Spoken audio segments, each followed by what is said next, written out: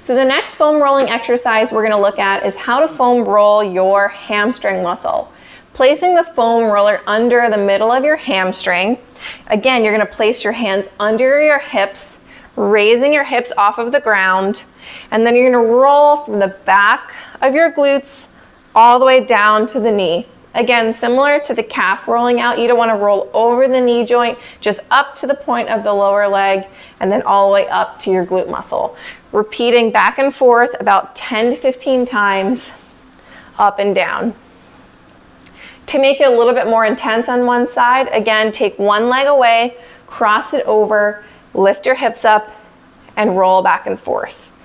Adding a little bit more pressure through the leg and through the foam roller.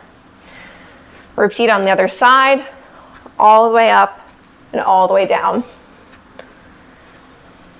And that's it for rolling out the hamstring.